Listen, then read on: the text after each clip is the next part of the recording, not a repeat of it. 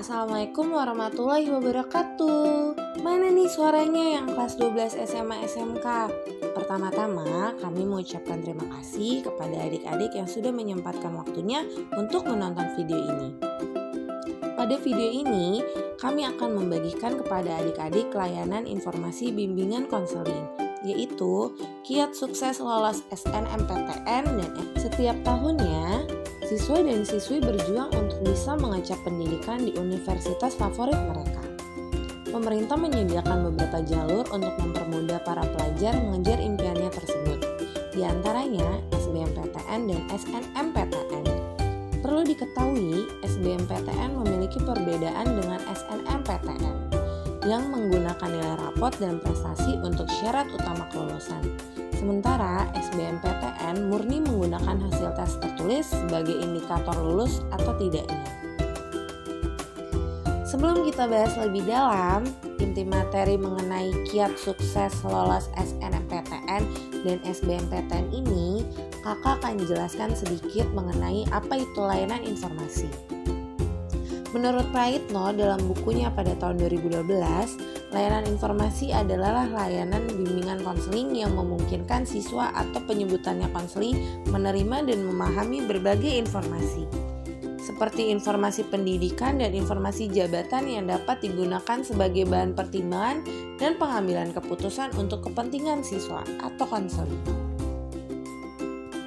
Pada masa sekarang ini, di mana adik-adik sudah memasuki tingkat 12 di SMA SMK, adik-adik akan mulai memikirkan hal kedepannya setelah selesai dari tingkat SMA SMK. Setelah lulus sekolah, tentunya banyak di antara adik-adik yang ingin melanjutkan pendidikan ke perguruan tinggi. Jalur memasuki perguruan tinggi negeri atau PTN, di antaranya yaitu melalui Seleksi Nasional Masuk Perguruan Tinggi Negeri atau SNMPTN, seleksi bersama masuk perguruan tinggi negeri atau SBMPTN, serta ujian mandiri. Apa itu SNMPTN? SNMPTN atau Seleksi Nasional Masuk Perguruan Tinggi Negeri adalah jalur masuk PTN yang menggunakan nilai rapot sebagai syarat penilaian. Nilai rapot yang digunakan yaitu rapot semester 1 sampai semester 5. Selain nilai rapot, adik-adik juga bisa menyertakan sertifikat capaian prestasi agar peluang lolos SNMPTN makin besar. Lewat jalur ini, perguruan tinggi akan menyaring calon mahasiswanya berdasarkan aspek akademis di sekolahnya. Bisa dibilang, jalur SNMPTN diperuntukkan bagi siswa yang memiliki prestasi unggul. Sedangkan Seleksi bersama masuk perguruan tinggi negeri atau kepanjangan dari SBMPTN adalah jalur masuk PTN yang diselenggarakan serentak secara nasional. Sejak tahun 2019, SBMPTN menggunakan hasil ujian tulis berbasis komputer atau UTBK sebagai kriteria penilaian. Beberapa PTN ada yang mensyaratkan portofolio SBMPTN sebagai kriteria penilaian tambahan untuk program studi tertentu. Jalur masuk SNMPTN dan SBMPTN berbeda ya adik-adik. SBMPTN adalah jalur tes untuk masuk PTN, sedangkan SNMPTN lebih dikenal sebagai jalur undangan. Alih-alih menggunakan nilai UTBK untuk proses seleksinya, jalur SNMPTN menggunakan data prestasi akademik dan non-akademik selama kamu sekolah. Perbedaan lainnya, SNMPTN tidak perlu membayar biaya apapun. Seluruh biaya SNMPTN ditanggung oleh pemerintah, mulai dari pendaftaran, seleksi, hingga pengumuman tidak perlu mengeluarkan biaya, alias gratis. Kalau di SBMPTN, kamu wajib membayar biaya pendaftaran untuk mengikuti tes UTBK serta tahapan seleksi lainnya. Kriteria penilaian SNMPTN yang utama yaitu melalui nilai rapot. Sementara kriteria penilaian SBMPTN melalui skor UTBK dan portofolio. Biasanya, jadwal pelaksanaan SBMPTN dilakukan setelah SNMPTN berlangsung. Jalur masuk SNMPTN dan SBMPTN ini diselenggarakan oleh LTMPT atau Lembaga Tes Masuk Perguruan Tinggi. LTMPT atau Lembaga Tes Masuk Perguruan Tinggi merupakan lembaga yang menyelenggarakan tes masuk perguruan tinggi bagi calon mahasiswa baru berdasarkan kesetaraan, keadilan, fleksibilitas, efisiensi, dan akuntabel. LTMPT merupakan lembaga penyelenggara tes masuk perguruan tinggi bagi calon mahasiswa baru secara terstruktur dan terukur. Ada beberapa fungsi dari LTMPT, antara lain adalah: yang pertama, mengelola dan mengolah data calon mahasiswa untuk bahan seleksi jalur SNMPTN oleh Rektor PTN. Kedua, mengelola dan mengolah data calon mahasiswa untuk bahan seleksi jalur SBMPTN oleh Rektor PTN. Ketiga, melaksanakan ujian tulis berbasis komputer atau UTBK. Terkait indikator penilaian sebenarnya, penilaian SNMPTN dilakukan secara tertutup. Jadi, indikator penilaian tidak akan dipublikasikan secara rinci. Tiap PTN bakal punya kebijakan tersendiri. Dikutip dari blog zenius.net, beberapa hal yang kemungkinan besar menjadi kriteria penilaian SNMPTN berdasarkan publikasi sebagai berikut.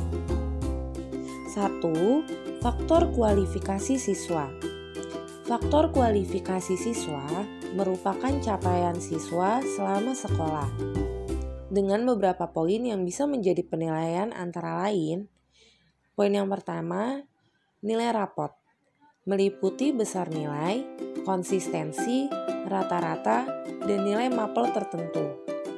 Dan poin yang kedua yaitu prestasi siswa, meliputi tingkat internasional, nasional, provinsi, kabupaten atau kota, dan tidak ada prestasi. 1. Akreditasi A, B, C, atau tanpa akreditasi. 2. Jenis kelas, akselerasi atau reguler. 3. IPK dan prestasi alumni di PTN yang dituju di PTN yang bersangkutan. Keempat, nilai UTBK tahun sebelumnya di PTN yang bersangkutan. Kelima, banyak diterima di SNMPTN tahun sebelumnya di PTN yang bersangkutan. Keenam, track record sekolah di PTN yang bersangkutan. Dan yang terakhir, prestasi sekolah dalam perlombaan tingkat daerah, nasional, atau internasional. Yang ketiga, faktor pemerataan daerah. Faktor pemerataan daerah merupakan kebijakan PTN untuk memberikan kuota atau jatah kepada daerah yang kelak setelah lulus diharapkan bisa memajukan atau berkontribusi untuk daerah asal. Jadi, ada beberapa kemungkinan siswa di daerah terpencil di Indonesia mendapatkan jatah di daerahnya. Meskipun sebetulnya nilai rapot dan indeks sekolah mereka relatif tidak sebaik para pesaing peserta SNMPTN lain yang ada di kota besar. Dan perlu diingat bahwa faktor penilaian tersebut merupakan perpaduan dari berbagai perguruan tinggi negeri. Artinya, bisa saja PTNA tidak memperhitungkan nilai UTBK tahun sebelumnya, misalnya loh ya, atau PTNB tidak memperhitungkan prestasi sekolah, atau bahkan ada kriteria penilaian lain di luar poin yang tadi disebutkan. Indikator penilaian untuk SBMPTN, proses seleksi dilakukan dengan ujian tulis berbasis komputer atau UTBK. Nilai ujian tulis berbasis komputer atau UTBK akan menjadi penentu siswa nantinya bisa diterima di perguruan tinggi atau PTN favorit atau tidak. Sejak tahun 2019, seleksi bersama masuk perguruan tinggi negeri akan menggunakan hasil uji tertulis berbasis komputer atau UTBK saja, atau hasil UTBK ditambah dengan kriteria lain yang ditetapkan bersama PTN. Beberapa hal yang perlu diketahui seputar nilai UTBK melansir dari rencana mu.id bila mengacu pada UTBK 2019 adalah: 1. Sektor atau nilai UTBK adalah hasil dari ujian yang akan digunakan untuk mendaftarkan SBMPTN. 2. Ujian UTBK dilaksanakan 7 hari dengan 14 sesi. Waktu pelaksanaan tes berlangsung selama 1 minggu dengan 14 sesi. 2 sesi setiap harinya dan dilaksanakan di 74 pusat UTBK PTN. 3. Peserta yang lolos SNMPTN tidak bisa ikut UTBK. Ini bertujuan untuk memberikan kesempatan kepada calon mahasiswa lain yang ingin mendaftarkan melalui jalur SBMPTN. Bagaimana agar adik-adik bisa lulus SNMPTN atau SBMPTN? Berikut kakak jelaskan tips meningkatkan peluang lolosnya SNMPTN yang dikutip dari halaman branchacademy.id.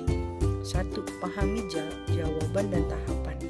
Pastikan kamu sudah paham segala alur yang telah ditulis dalam jawaban, agar kamu dapat mempersiapkan segala keperluan yang dibutuhkan sebelum tanggal pendaftaran SNMPTN tiba. Jika tidak, kamu akan super kebingungan pada hari H pendaftaran. Selanjutnya, hal yang harus kamu lakukan dari sekarang adalah memilih beberapa alternatif jurusan kuliah. Pastikan kamu sudah mempunyai beberapa pilihan jurusan yang mantap untuk kamu daftarkan ke SNMPTN. Jangan lupa juga untuk menimbang segala kekurangan dan kelebihan saat kamu memilih jurusan, sehingga ketika kamu dinyatakan lulus SNMPTN, kamu tidak akan menyia-nyiakan kesempatan yang datang kepada kamu. Bagi kamu yang belum memikirkan pilihan jurusan, coba kamu mulai pikirkan sekarang jurusan apa yang tepat untuk kamu. 3. Pahami hal-hal yang meningkatkan peluang. Setelah kamu sudah memahami jalur SNMPTN dengan baik, langkah selanjutnya adalah pastikan kamu memperhatikan beberapa hal untuk meningkatkan peluang saat memilih jurusan di Universitas SNMPTN. Ada beberapa poin penting yang harus diperhatikan dalam meningkatkan peluang lolos SNMPTN. Pertama, nilai rata-rata. Nilai rata-rata yang harus kamu perhatikan adalah nilai rata-rata dari mata pelajaran yang diinput oleh pihak sekolah di halaman PSBB, pangkal dasar siswa dan sekolah. Untuk mata pelajaran di input di halaman PDSS akan berbeda pada setiap sekolah. Kamu bisa tanyakan terlebih dahulu kepada guru atau pihak terkait yang menginput nilai di PDSS. Nilai dari mata pelajaran apa saja yang diinput ke halaman PDSS. Kedua, lihat statistik nilai dalam mata pelajaran relevan. Nah, setelah tahu mata pelajaran apa saja yang diinput pada sistem PDSS, kamu dapat langsung melihat statistik nilai pada mata pelajaran tersebut. Hal itu dapat menjadi bahan pertimbangan kamu untuk memilih jurusan. Kamu dapat melihat nilai dari mata pelajaran yang diinput di halaman PDSS untuk mengukur seberapa besar peluang lolos. Pastikan nilai yang kamu lihat harus berrelevan dengan jurusan yang kamu daftarkan di SNMPTN. Contohnya, mata pelajaran matematika, minat, fisika, kimia akan berrelevan dengan jurusan teknik kimia, teknik sipil. Lalu mata pelajaran matematika, ekonomi akan berrelevan dengan jurusan akuntansi. Ketiga, prestasi. Jika kamu pernah menang lomba OSN atau lomba yang berkaitan dengan jurusan yang ingin didaftarkan, hal tersebut akan menjadi nilai tambah kamu dalam meningkatkan peluang lolos SNMPTN. Pastikan semua berkas piagam atau sertifikat perlombaan yang kamu lampirkan juga harus relevan dengan jurusan yang kamu pilih di SNMPTN. Contohnya, ketika ingin mendaftar jurusan akuntansi, kamu bisa melampirkan piagam lomba yang pernah kamu ikuti di bidang akuntansi seperti penghargaan OSN akuntansi atau perlombaan yang berkaitan dengan ekonomi. Namun jika kamu tidak mempunyai piagam prestasi, jangan berkecil hati. Bukan berarti kamu tidak akan lulus SNMPTN ya. 3. Pahami persaingan. Selanjutnya, hal yang paling penting adalah pastikan kamu benar-benar siap bersaing di SNMPTN dengan menganalisa data dan memperhitungkan nilai. Maksudnya apa tuh analisa data dan memperhitungkan nilai? Jadi sebelum menetapkan hati untuk memilih jurusan dan universitas di SNMPTN, lebih baik kamu memperhatikan beberapa hal penting dulu. Pertama, kamu harus mencari jumlah riwayat alumni di sekolahmu yang berhasil lolos SNMPTN di tahun-tahun sebelumnya. Misalnya, pada tahun sebelumnya jumlah alumni yang lolos di SNMPTN siswa. Lalu di tahun 2020 yang lolos di SNMPTN menurun menjadi 25 siswa. Nah, kemungkinan besar peluang jumlah siswa yang lolos di SNMPTN tahun ini berada di range 25-30. Namun hal ini tidak bisa menjadi patokan resmi untuk mengetahui seberapa banyaknya siswa yang akan lolos di SNMPTN tahun ini. Mengingat jumlah kuota biasanya lebih dan atau kurang dari tahun sebelumnya.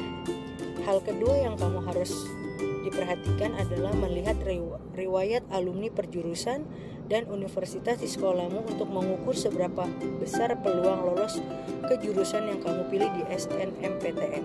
Misalnya, jumlah alumni tahun sebelumnya yang lulus di SNMPTN jurusan kedokteran Universitas Indonesia ada 3, namun di 2 tahun sebelumnya hanya 1 orang. Maka jumlah siswa yang mempunyai peluang lebih besar untuk lolos SNMPTN pada jurusan kedokteran UI adalah 1-3 siswa dengan nilai tertinggi. Ketiga, cari informasi sebanyak-banyaknya mengenai statistik peluang lolos SNMPTN di setiap universitas dan per provinsi. Kamu bisa memeriksa data tahunan sebelumnya untuk persentase jumlah pendaftaran dan persentase jumlah kuota yang diterima di SNMPTN pada setiap universitas dan provinsi tempat sekolah kamu berada. Jika kamu sudah menganalisa seberapa persentase kuota yang diterima pada tahun-tahun sebelumnya, maka kamu dapat mengevaluasi peluang kamu untuk lolos di SNMPTN. Pastikan kamu sudah mempersiapkan mental, jurusan yang akan didaftarkan,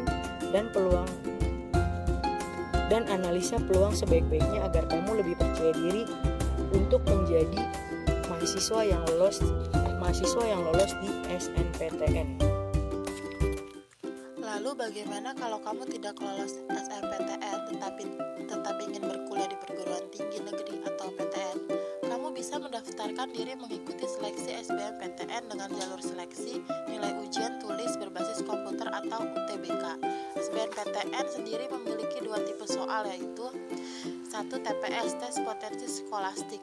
Soal tipe ini berisikan soal-soal yang mengetes kemampuan kognitif, penalaran, dan pemahaman umum.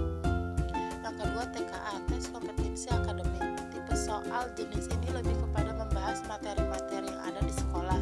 Nantinya hasil UTBK atau SBMPTN ini akan digunakan untuk mendaftar di perguruan tinggi negeri yang hendak kamu tuju. Nilai yang kamu peroleh saat menentukan sekali jurusan yang akan kamu ambil di PTN tersebut. Dari tahun ke tahun, diketahui hanya sekitar 15-17% peserta saja yang lolos dalam SBMPTN dengan kuota paling sedikit 40% dari daya tampung untuk setiap program studi yang bersangkutan. Walau tak mudah mendapatkan kuota masuk PTN, namun bukan berarti tidak mungkin.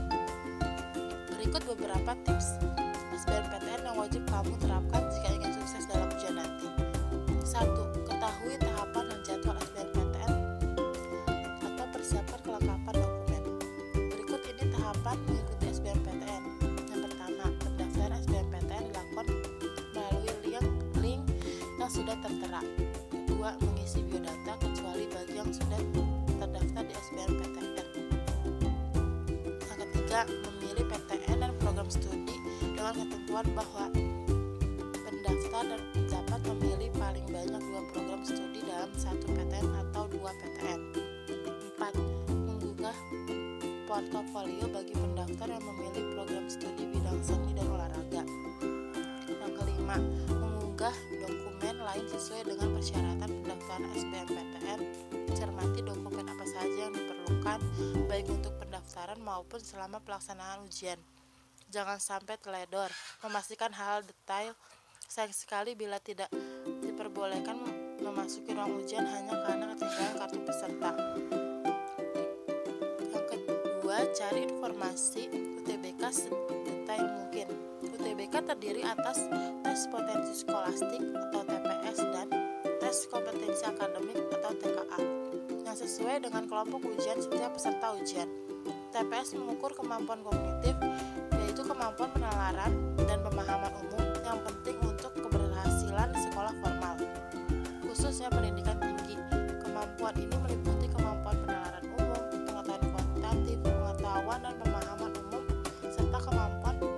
memahami bacaan dan menulis. TKA juga mengukur pengetahuan dan pemahaman keilmuan yang diajarkan di sekolah dan diperlukan seseorang agar dapat berhasil dalam menempuh pendidikan tinggi. TKA mengukur kemampuan kognitif dan terkait langsung dengan konten mata pelajaran yang dipelajari di sekolah. Penekanan tes pada Higher Order Thinking Skill atau HOTS sebab tak akan bisa mengikuti SBMPTN tanpa lolos UTBK. Kelompok ujian pada UTBK dibagi menjadi 3. Yang pertama, kelompok sebagai berikut: kelompok ujian sains dan teknologi Saintek dengan materi ujian TPS dan TKA. Saintek yaitu matematika, Saintek fisika, kimia, dan biologi. Kelompok yang kedua, ujian sosial dan humaniora (SOSHUM) dengan materi ujian TPS dan TKA SOSHUM yaitu matematika, SOSHUM, geografi, sejarah, sosiologi, dan ekonomi. Yang ketiga, kelompok ujian campuran Saintek dan SOSHUM dengan materi ujian TPS, TKA, Saintek, dan TKA SOSHUM. Sebagaimana kita ketahui, peserta UTBK tahun sebelumnya lintas jurusan harus menempuh ujian 2 kali. Perbedaan antara UTBK pada tahun lalu dan sekarang juga terletak pada jumlah sesi ujian, jadwal registrasi, pendaftaran pelaksanaan, hingga pengumuman UTBK yang juga berbeda dari tahun sebelumnya. 3. Petakan peluang. Setelah UTBK usai, perjuangan belum usai. Sembari menunggu jadwal pendaftaran SBMPTN, kita dapat memanfaatkan waktu dengan melakukan riset kecil-kecilan. Risetlah segala sesuatu tentang jurusan dan PTN yang kita incar. Selain skor minimal untuk lolos SBMPTN pada tahun sebelumnya, tak ada salahnya kita mencari tahu berapa banyak kuota mahasiswa baru yang tersedia, berapa jumlah peminat, dan berapa yang diterima. Jika perlu, kita dapat memetakan persaingan masuk PTN dengan lebih baik lagi, misalnya dengan melihat tren tiap tahun pada jurusan tertentu di suatu PTN. Perhatikan ada beberapa faktor hubungan daya tampung dan peminat. Jurusan dengan daya tampung sedikit peminat tinggi, jurusan dengan daya tampung banyak peminat tinggi, jurusan dengan daya tampung banyak peminat rendah, jurusan dengan daya tampung sedikit peminat rendah. 2 jurusan pilihan teratasmu untuk SBMPTN layak mendapat prioritas jika memungkinkan. Bandingkan jurusan-jurusan di PTN lain. Kekepoan ini sebenarnya cukup penting untuk melihat peluang kita lolos SBMPTN. Dengan pemetaan yang baik kita dapat menimbang di mana posisi kita di antara para peserta SBMPTN lain. Siapa tahu sambil menunggu masa pendaftaran SBMPTN, ternyata pilihan jurusan-jurusan PTN berubah karena data pemetaan yang kita pegang tersebut. Setelah menganalisis, kini tentukan 1 atau 2 jurusan dengan mantap. Artinya, bandingkan dengan nilai yang kamu dapat. Jika nilai UTBK makin rendah, pilihlah jurusan yang makin rendah peminatnya dari 5 list jurusan yang kamu suka tadi. Yang keempat, pilih jurusan sesuai dengan minat dan bakat. Hal pertama dan terpenting adalah tentukan jurusan yang diinginkan sebelum melangkah lebih lanjut dan memilih kampus mana yang akan dituju. Pilihlah jurusan yang sesuai keinginan dan minat. Semakin awal pilihan ditentukan, semakin banyak waktu yang tersedia untuk mengatur strategi mendapatkannya. Hindari memiliki jurusan yang tidak kamu minati, karena kamu akan menghabiskan waktu selama 4 tahun untuk mempelajari mata kuliah tersebut. Setelah memantapkan pilihan jurusan, langkah selanjutnya adalah menentukan beberapa pilihan universitas yang memiliki jurusan tersebut. Namun sebelumnya, perlu diperhatikan detail informasi jurusan yang terdapat di situs SBMPTN. Yang kelima, tak hanya latihan soal, pahami konsepnya. Tak ada masalahnya mencoba mencari soal-soal ujian SBMPTN sebelumnya dan mempelajari dengan seksama soal ujian SBMPTN. Memiliki pola yang tidak jauh berbeda dari tahun ke tahun. Karenanya, jika kamu akrab dengan soal, maka kamu tidak akan kesulitan mengerjakannya. Yang keenam, atur jadwal belajar. Atur waktu belajar. Ingat, biasanya Indonesia memiliki waktu belajar prime time masing-masing. Ada yang moodnya bagus di pagi, ada yang di siang, ada yang di sore, dan mungkin malam hari. Nah, pastikan belajar maksimal di jam-jam mood terbaikmu, sebab pada jam-jam tersebutlah pelajaran akan diserap otak dengan lebih baik dibanding waktu non-prime. Kurangi dulu waktu bermain dan fokus belajar. Mulai dari sekarang, ingat bahwa saingan mood tersebar di seluruh Indonesia dan sudah bersiap-siap belajar dari sekarang untuk menghadapi SBMPTN. Yang ketujuh, ikuti tryout. Banyak media-media yang menawarkan tryout SBMPTN untuk kalangan pelajar maupun alumni. Hal ini diperlukan agar para peserta SBMPTN dapat mengukur kemampuannya dalam mengerjakan soal dan menentukan tingkat kelolosan peserta melalui beberapa kali tryout. Karenanya selama lokasi dan jadwal masih terjangkau, usahakan untuk selalu turut serta.